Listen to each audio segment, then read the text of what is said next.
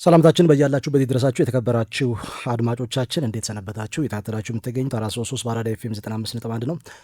የአውሮፓ ሻምፒየንስ ሊግ የሁለተኛ ሳምንት ጨዋታዎች ትላንትና ፍጻሜያቸውን አግኝተዋል።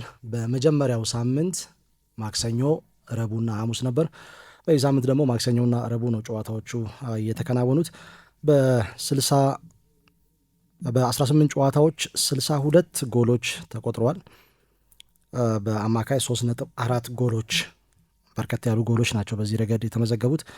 ከምንም በላይ እንግዲህ በተለይ በመጀመሪያው ዕለት ወይም ማክሰኞ ዕለት ሪያል ማድሪድ ካይራት አልማቲን 5-0 ያሸነፈበት፣ ከዛ ውጭ ባየር ሙኒክ ከሜዳ ውጭ ፓፎስን ልክ እንደ ሪያል ማድሪድ ሁሉ ከሜዳ ውጭ ተጫውቶ 5-1 ያሸነፈበት፣ አትሌቲኮ ማድሪድ ሌላ 5 ጎል ያስቆጠረበት ነው። ኢንትራ ፍራንክፈርትን 5-1 ያሸነፈበት ጨዋታ፣ ኒውካስል ዩናይትድ ኡኒየን ሴንት ጄልዋስን 4-0 ያሸነፈበት የትላንትናው ጨዋታ ነው። ቦሩሲያ ዶርትሙንድ አትሌቲክ ቢልባውን 4-1 ያሸነፈበት ጨዋታ ነው። ከ18 ጨዋታዎች በኋላ የጎሎቹ ቁጥር 62 እንዲደርስ አስተዋጽኦ ያደረጉት እነኚህ ጨዋታዎች ናቸው። በድምር ጨዋታዎች ሞናኮ ከማንቸስተር ሲቲ 2-2 የተለያዩበት፣ ቪያሪያል ከዩቬንቱስ በተመሳሳይ 2-2 ያጠናቀቁበት ጨዋታ፣ እንደዚሁም ቦዶ ግሊምት ከቶትናም በተመሳሳይ 2-2 ያለቀ ጨዋታ ነው።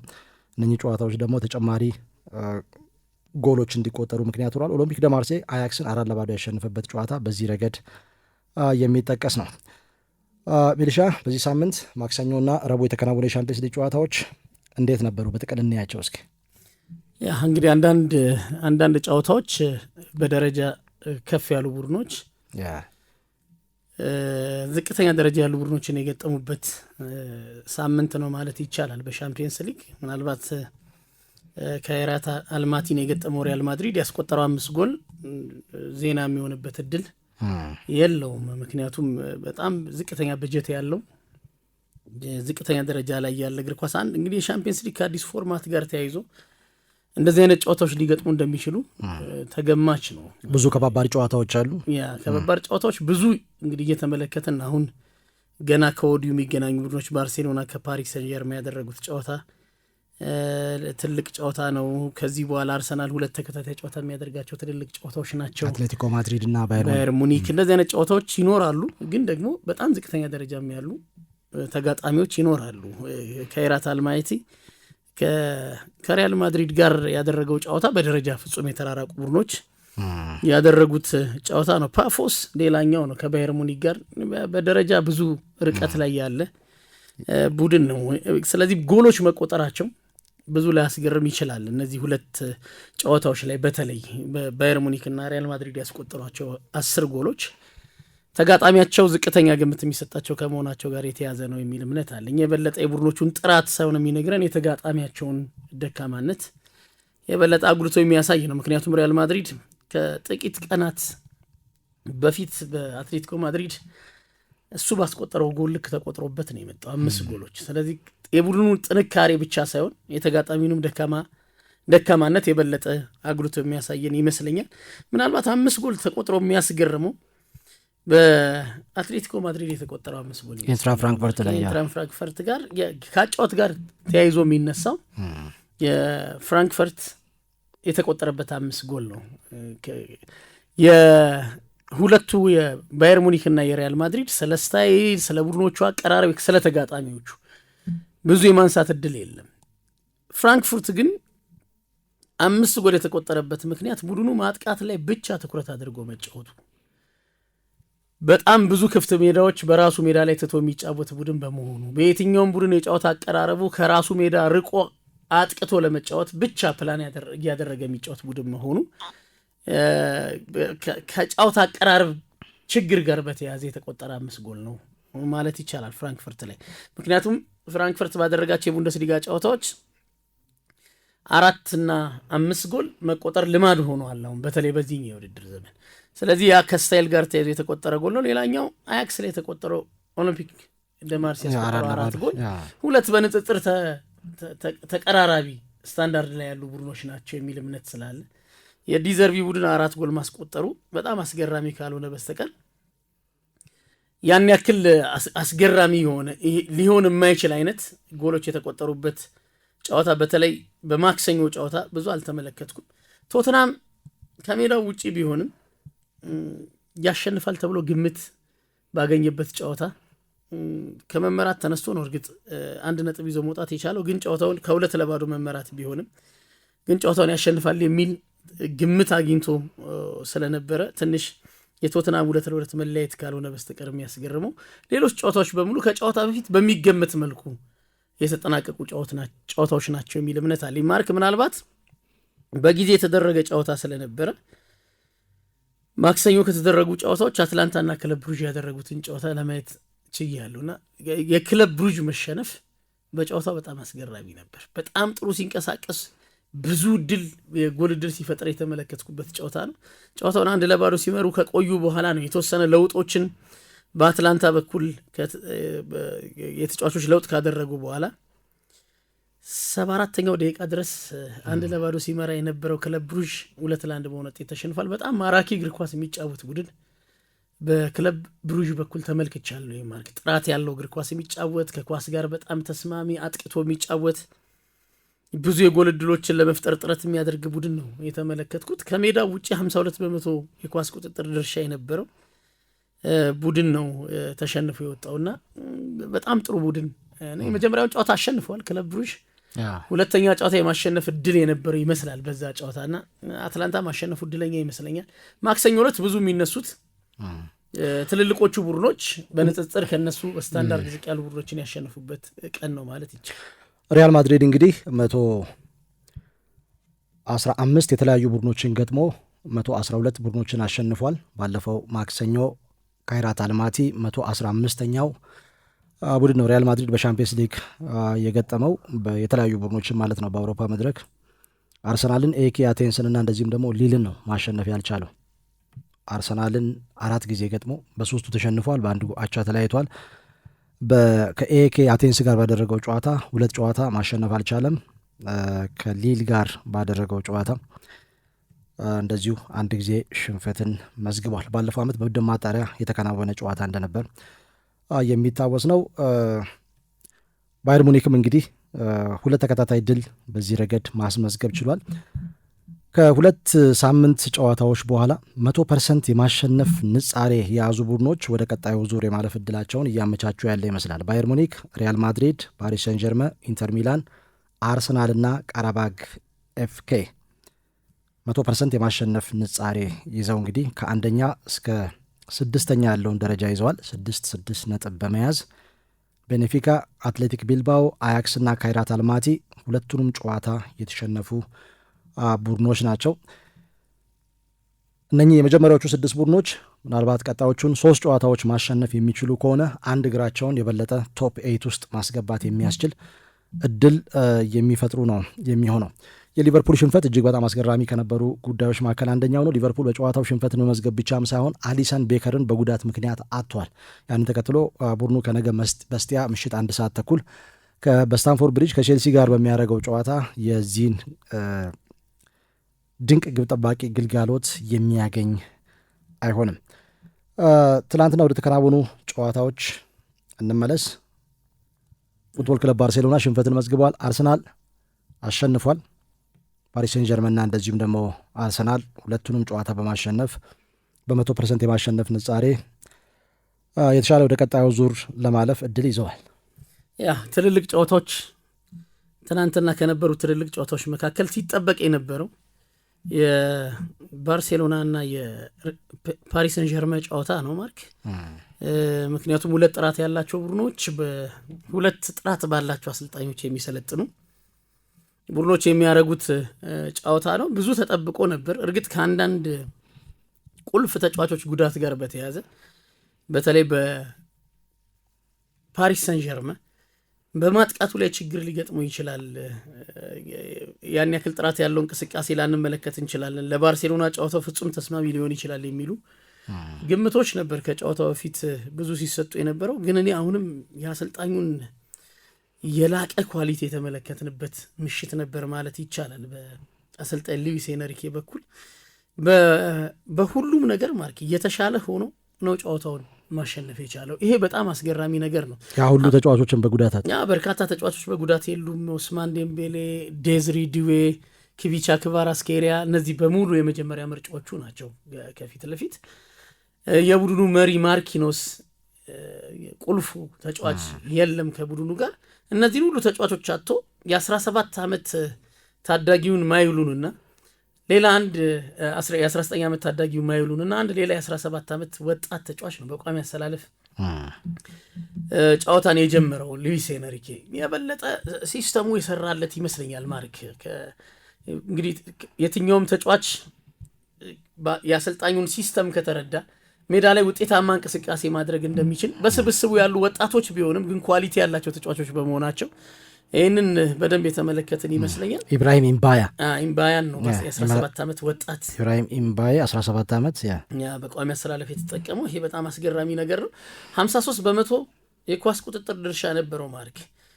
9 የማዕዘን ምቶችን አግኝተዋል። ባርሴሎና 4 የማዕዘን ምት ብቻ ነው ያገኘው በጨዋታው። ቶታል ሾታቸውን ስትመለከት 15 ቶታል ሾት ያደረገው የኤንሪኬ ፓሪስ ሰን ጀርሜን ነው። 12 ጊዜ ብቻ ነው ባርሴሎና ሾት ያደረገው ወደ ጎል። ኦን ታርጌት ሙከራዎቻቸውም 7 ኦን ታርጌት ሙከራ ያደረገው ፓሪስ ሰን ጀርሜን ነው። ባርሴሎና 3 ኦን ታርጌት ሙከራ ብቻ ነው ያደረገው። ይሄ በጣም አስገራሚ ቁጥር ሆኖ ነው የተመለከትኩት። በቶታል ፓስስ ይሄ ብዙ ኳስ በመቀባበልም ፓሪስ ሰን ጀርሜን የተሻለ ነበር። 468 ጊዜ ኳስ ተቀባብለዋል። ባርሴሎና 422 ጊዜ ብቻ ነው ኳስ መቀባበል የቻለው። በዚህ ረገድ ከ468ቱ የኳስ ቅብብል 409ኙ ስኬታማ ነው በፓሪስ ሰን ጀርሜን በኩል፣ 366ቱ ብቻ በባርሴሎና በኩል ስኬታማ የኳስ ቅብብል ማርክ። ስለ ቀጥተኝነት ብዙ ስናወራ ነበረ። ባርሴሎና ያን ያክል ፖሴሽን ቤዝድ እግር ኳስ የሚጫወት ቡድን አይደለም። የሃንሲ ፍሊክ ቡድን የበለጠ ዳይሬክት ነው ቡድኑ። ግን በሜዳው በእነዚህ ያክል ጥራት ያላቸው ተጫዋቾች ባለያዘው በስብስብ ውስጥ ባለያዘው ፓሪስ ሰን ጀርሜን ይህን ያክል ጫና ውስጥ ይገባል የሚሉ ግምቶች ብዙ አልነበሩም በጨዋታው ማርክ። ስለዚህ ፓሪስ ሰን ጀርሜን ጨዋታው ማሸነፉ ብዙ የሚያስገርም አይደለም። በባርሴሎና በኩል ግን ማርክ እንግዲህ የዚህ የሃይላይኑ ጉዳይ አሳሳቢ የሆነ ይመስላል። ቡድኖች አዳፕት እያደረጉ ነው። ቡድኖች ባለፈው የውድድር ዘመን አዲስ ፈተና ነው ለየትኛውም ቡድን። የሃንሲ ፍሊክ የጨዋታ አቀራረብ በላሊጋው አይታወቅም። በቡንደስሊጋ ይህን መንገድ የሚከተሉ አሰልጣኝ አልነበሩም። የበለጠ የቡድኑ ጥራት ከፍ ያለ ከመሆኑ ጋር በተያያዘ በኦፍሳይድ ትራፑን በመቆጣጠር ላይ እምነት ያደረገ መከላከል አልነበርም ሲተገብሩ የነበሩት። ባለፈው የውድድር ዘመን ለሁሉም ቡድኖች ፈተና የሆነ አይነት በጣም የተዋሃደ በኦፍሳይድ ሲስተም አጥቂዎችን የመቆጣጠር የተቃራኒ ቡድንን ማጥቃት የመቆጣጠር ሲስተም ሰርቶላቸው ተመልክተናል። ዘንድሮ ግን ትንሽ የተፈተኑ ይመስላል። አንዳንዶች የሚሉት ከአምናውም የበለጠ ቡድኑ ተገፍተዋል። ወደፊት የበለጠ 30 ሜትር አካባቢ ለተቃራኒ ሳጥን ቅርብ ርቀት ገፍቶ ሄደዋል ካለፈውም የውድድር ዘመን በላይ እና ያ የበለጠ ዋጋ እያስከፈላቸው ነው የሚል ነገር ያነሳሉ።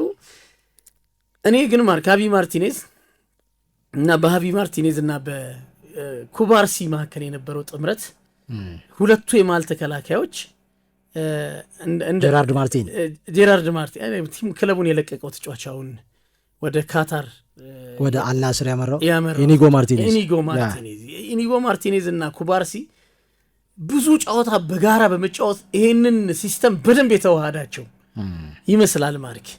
ምክንያቱም እንደ አንድ ሰው ማሰብ ይፈልጋል። ላይኑ ፐርፌክት መምጣት አለበት። ትንሽ የመስመር መቆራረጥ ካለ ዋጋ ትከፍልበታል።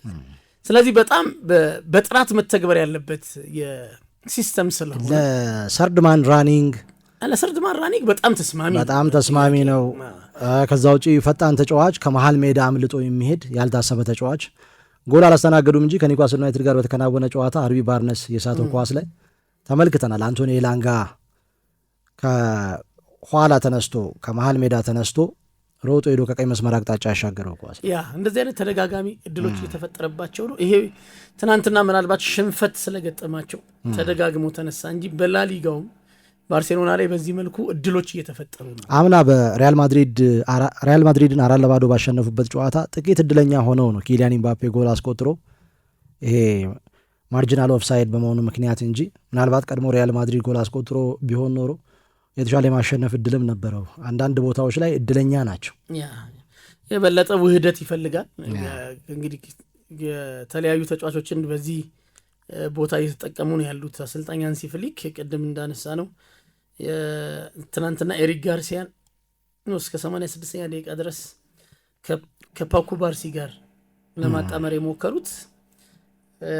ምን ያክል እየሰራላቸው ነው እርግጠኛ አይደለሁም። ስለዚህ ቆም ብለው ማሰብ በጊዜ የሚጠበቅባቸው ይመስለኛል። ማርኪ በሉዊስ ኤንሪኬ በኩል ግን አሁንም አሰልጣኙ ለምን በዚህ የላቀ ደረጃ ተቀባይነት እንዳገኘ በምን አይነት ሌቭል መስራት ያለበት አሰልጣኝ እንደሆነ በደንብ ያሳየ ይመስለኛል። ማርኪ 2025 ከገባ በኋላ ካለፈው ዓመት ጃንዋሪ ጀምሮ ማንቸስተር ሲቲን፣ ሊቨርፑልን፣ አርሰናልን፣ ኢንተር ሚላንን፣ ባየር ሙኒክን፣ አትሌቲኮ ማድሪድን፣ ሪያል ማድሪድን፣ ፉትቦል ክለብ ባርሴሎናን አሸንፏል። ከዛ ውጪ በ3 ተከታታይ ጨዋታዎች ከሜዳ ውጪ ባርሴሎናን በአውሮፓ መድረክ ያሸነፈ የመጀመሪያው ቡድንም ሆኗል። የሉዊስ ኤንሪኬ ቡድን ቅያሪውም ሰርቶለታል ማለት ብራድሊ ባርኮላን ተክቶ ነው የገባው። የፖርቹጋላዊ የአጥቂ ስፍራ ተጫዋች ጎንካሎ ራሞስ ተቀይሮ ገብቶ ጎል አስቆጥረዋል። ማሸነፊያውን ጎል 90ኛው ደቂቃ ላይ 72ኛው ደቂቃ ላይ ነው ተቀይሮ የገባው። ከጨዋታ ውጪ ነው የሚል ቅሬታ ይነሳል። ግን በዚህ ዘመን ከጨዋታ እንደዚህ አይነት አጋጣሚዎች በቀላሉ የሚታዩ ናቸው። ቪአር ማየት የሚፈልጉ አይደለም። ፋቢያን ሩይዝን ነው ተክቶ የገባው 72ኛው ደቂቃ ላይ። ጥቂት እድል የሚበቃው አይነት አጥቂ ነው ይመስለኛል።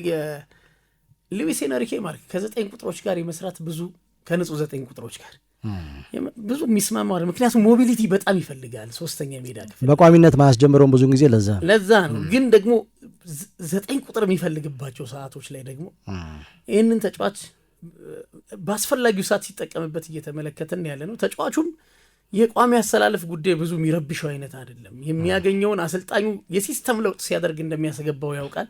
ለዛ ሲስተም ተስማሚው በዛ ቡድን ውስጥ ብቸኛው ሰው እንደሆነ ይረዳል። አስፈላጊውን አስተዋጽኦ ለክለቡ ያደርጋልና ብልህ ውሳኔ ያሳለፈበት ቅያሪ ነው። ፍሬ አፍርቶበታል ማለት ከዛ ውጪ 100% የማሸነፍ ንጻሬ አርሰናል ኦሎምፒያኮስን 2-0 በሆነ ውጤት አሸንፏል። ኦሎምፒያኮስ ከሜዳ ውጭ ካሸነፈ 10 ዓመት ተቆጥሯል። አርሰናል በዚህ ጨዋታ ላይ ቀድሞ ጎል አስቆጠረ። በኋላ ላይ ሁለተኛውን ጎል ለማግኘት ግን በብዙ መልኩ ተፈትኗል። ሁለተኛውን ጎል በቀላሉ ማስቆጠር የሚችልባቸውን እድል አግኝቶ ነበር፣ ነገር ግን መጠቀም አልቻለም። አርሰናል ባለፈው ዓመት ከመጀመሪያዎቹ 2 ጨዋታዎች 4 ነጥብ ነበረው። ዘንድሮ 6 ነጥቦችን አስመዝግቧል። ቀጣይ 2 ተከታታይ ጨዋታዎች በሜዳው ነው የሚያከናውነው። እነኚህን 2 ጨዋታዎች ማሸነፍ የበለጠ አንድ እግሩን ወደ መጨረሻዎቹ 8 ቡድኖች ውስጥ እንዲያስገባ እድል ይሰጠዋል። የበለጠ የትናንቱ ጨዋታ ምክንያቱም ቀጣይ ጨዋታዎችን ታሳቢ ያደረገ የላይናፕ ለውጥ ያደረገበት አማራጮቹ የሚገርሙ ነበሩ። ለውጥ ያደረገበት ጨዋታ ነው። ጅማሬውን ስንመለከት ከቋሚ አሰላለፍ በኒውካስሉ ጨዋታ ከነበሩ ተጫዋቾች 6 ያክል ተጫዋቾች ለውጥ አድርጎ ነው ወደ ሜዳ የገባው።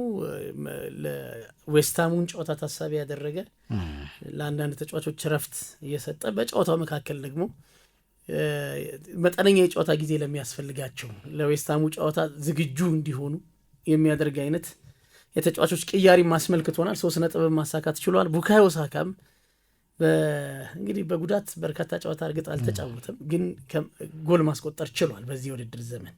ይሄ ሌላኛው በጎ ዜና ነው። ኤቨሬቺዜና ቡካዮ ሳካ ማርክ ለመጨረሻዎቹ 5 ደቂቃ ያክል የቦታ ለውጥ አድርገው ተመልክቻለሁኝ። ብዙ ጊዜ እንደሚታወቀው ኢንቨርት እያደረጉ እንዲጫወቱ ቡካዮ ሳካ በቀኝ በኩል ከእግሩ ተቃራኒ፣ ኤቨሬቺዜ በግራ ደግሞ 10 ቁጥር ቦታ ላይ ይህንን ነው ብዙ ጊዜ የሚያደርገው። ትናንት ኦዴጋርድ ነበረ። የሁለቱ ግራና ቀኝ አጥቂ ሆነው ነው ሊያንድሮ ትሮሳርድንና ጋብሪኤል ማርቲኔሊን ተክተው የገቡት። ሲጀምሩ ቀጥታ ኤቨሬቺዜ የትሮሳርድን የቡድኑን የግራ መስመር ማጥቃት እዛ ፖዚሽን ላይ ነው የገባው። ቡካዮ ሳካ ሁልጊዜም የሚጫወትበት ፖዚሽን ላይ ነው የተመለከተው። ለመጨረሻዎቹ 5 ደቂቃ ግን ሺፍት አድርገው ነበር ሁለቱ ተጫዋቾች። አንድ እድል ፈጠረ ቡካዮ ሳካ፣ ብሎክ ተደረገበት። ሁለተኛውን እድል ወደ ጎልነት ቀየረውና ምናልባት ይሄ ተለዋዋጭነት በኤቨሬቺዜ መምጣት ምክንያት ወደ ግራም ወደ ቀኝም እየወጡ ሁለቱ ተጫዋቾች እንዲጫወቱ የማድረግ ፍላጎት በማይክል አርቴታ በኩል አለው የሚል ጥያቄ እንድታነሳ እድል ይሰጥሃል። ማርክ በእንቅስቃሴ ተገዱ አይደለም ሺፍት ያደረጉት፣ በትክክል ይህንን እንዲያደርጉ ከአሰልጣኙ የተሰጣቸው ኃላፊነት ይመስላል። ይሄ ደግሞ ለቡድኑ ማጥቃት አለመገመት እድል የሚሰጥ ይመስለኛል። ማርክ እንደ አስፈላጊነቱ ኢንቨርት እያደረጉ እንደ አስፈላጊነቱ ዳይሬክት እየሆኑ በተለዋዋጭ የተቃራኒ ቡድንን የመከላከል ኦርጋናይዜሽን ለመረበሽ የበለጠ እድል የሚሰጣቸው ይመስለኛል። በሆነ ተከላካይ እይታ ውስጥ ለ90 ደቂቃ እንዳይቆዩ ከተለያየ ቦታ እንዲነሱ የማድረግ አይነት ነገር ፍላጎት ያለ ይመስላል። ትናንትና የተመለከትነው የሁለቱ ተጫዋቾች ለውጥና ምን ያክል በሌሎች ጨዋታዎች እንመለከተዋለን የሚለው ነገር እንግዲህ ወደፊት የምንመለከተው ቢሆንም ለአርሰናል ግን በቀጣይ እንግዲህ አትሌቲኮ ማድሪድና ባየር ሙኒክን እንደሚገጥም ቡድን ከዚህ ጨዋታ 3 ነጥብ መውሰድ ግዴታ ነበር። ያንን አሳክተው ወጥተዋል። ማለት በጨዋታው ላይ የመጨረሻዎቹ ደቂቃ ተከላካዩ ገብርኤል ማጋሊሽ በጉዳት ምክንያት ሜዳውን ለቆ ወጥቷል። ያን ያህል ጠንካራ እንደማይሆን ተስፋ እናደርጋለን የሚል አስተያየትን ሰጥቷል ሚካኤል አርቴታ። እርሱን ቀይሮ በመግባት እንግዲህ ክሪስቲያን ሞስኬራ ቦታውን በአግባቡ ተክቶ መጫወት ችሏል። የአርሰናል የተከላካይ መስመር አንድ ጊዜ ክራይሲስ ነገር ካልመጣ በስተቀር በአንድ ወይም በሁለት የተከላካይ ስፍራ ተጫዋቾች ጉዳት ያን ያህል ችግር ውስጥ የሚገባ እንዳልሆነ ጥያቄ የሚነሳበት ጉዳይ አይደለም። በርከት ያሉ የመሀል ተከላካይ ስፍራ ተጫዋቾች አሉ። ከመሀል ተከላካይ አልፈው ወደ ቀኝና ግራ መስመር ተከላካይ ቦታ አዘን ብለው የሚጫወቱ እንደዚሁም ደግሞ ሁለገብነት የቡድኑ መገለጫ በመሆኑ ምክንያት የበለጠ የትኛውንም ተጫዋች በየትኛውም ቦታ ላይ የማሰለፍ እድል ፈጥሯል። አርሰናል የበለጠ ተደራጅቶ ነው የቀረበው። ለተለያዩ ችግሮች የተለያዩ መፍትሄዎች በተለያየ የጨዋታ መንገድ የተለያየ ጎል ማስቆጠር እንደሚችል፣ ከየትኛውም አቅጣጫ ጎል ማግባት እንደሚችል በሚገባ ያሳየበት ጨዋታ ነው። በ100% የማሸነፍ ንጻሬ በዚህ ሰዓት ከ6 ቡድኖች መካከል አንደኛው ሆኗል። ቀጥሎ የሚመጡ ጨዋታዎችን በምን አይነት መልኩ ይወጣል አብረን የምንመለከተው ነው የሚሆነው። ከዛ ውጪ ናፖሊ ባለፈው በማንቸስተር ሲቲ 2-0 በሆኑት የተሸንፎ ነበር። ትናንትና ግን ስፖርቲንግ ክለብ ዲ ፖርቹጋልን 2-1 አሸንፏል። ራስመስ ሆይሉንድ ከኬቨን ደብሮይን ያገኛቸውን 2 ኳሶች ወደ ጎልነት ቀይሮ 2-1 በሆነ ውጤት አሸንፏል። የጨዋታው ኮከብም ተብሎ ተመርጧል። ራስመስ ሆይሉንድ የማንቸስተር ዩናይትድ ንብረት ነው። በውሰት ነው ተሰጥቶ በመጫወት ላይ የሚገኘው። እናንተስ የአውሮፓ ቻምፒየንስ ሊግ የዚህ ሳምንት ጨዋታዎችን እንዴት አገኛቸዋቸው? ቀደም ሲል ስንገልጽ እንደነበረው 18 ጨዋታዎች 62 ጎሎች በአማካይ 3.4 ጎሎች የተቆጠሩበት ሳምንት ሆኖ አልፏል። የሪያል ማድሪድ እና ካይራት አልማቲ ጨዋታ የመጀመሪያው 5 ጎል ያስተናገደ ጨዋታ ነው። ማክሰኞ ቀደም ብሎ 1 ሰዓት ከ45 የተከናወነ ጨዋታ የ13 ሚሊዮን ዩሮ የስኳድ ዋጋ ከ1.4 ቢሊዮን ዩሮ የስኳድ ዋጋ ጋር የተገናኙበት ነው። ካይራት አልማቲ በአውሮፓ መድረክ 2ኛ ጨዋታው፣ ሪያል ማድሪድ ደግሞ 503ኛው ጨዋታ ሆኖ ተመዝግቧል። 115ኛው ቡድን ነው ካይራት አልማቲ ሪያል ማድሪድን በተቃራኒ የገጠመ ሌላኛው ቡድን ማለት ነው። በዚህ ረገድ እንግዲህ ሪያል ማድሪድ 112 ጨዋታዎችን በድል ተወጥቷል። የሊቨርፑል መሸነፍ 2 ተከታታይ መሆኑ ትኩረትን ስበዋል። ከ3 የተለያዩ ቡድኖች ጋር የሻምፒየንስ ሊግ ጎል በማስቆጠር የመጀመሪያው ናይጄሪያ ተጫዋች ሆነዋል። ቪክቶር ኦሲሜን 10ኛ የሻምፒየንስ ሊግ ጎል በማስቆጠር ነው የመጀመሪያው ናይጄሪያዊ ተጫዋች ሆኗል። በዚህ በኩል ቀጣይ የሚከናወኑ ጨዋታዎች ከኢንተርናሽናል ብሬክ ወይንም ደግሞ ከዓለም አቀፍ ጨዋታዎች እረፍት በኋላ የሚደረጉ ናቸው። ሀሳብ አስተያየት አድርሱን። ሰብስክራይብ አድርጉ የደውል ምልክቱን በመጫን እንዲህ አይነት መረጃዎችን በየቀኑ ወደ እናንተ የምናደርስ ነው የሚሆነው። እንዲነሳ የምትፈልጓቸው ሀሳቦች ካሉ በኮመንት መስጫ ሳጥን ላይ ልታስቀምጡ ይችላላችሁ። ስላዳመጣችሁን ከልብ እናመሰግናለን። መልካም ቀን ይሁንላችሁ።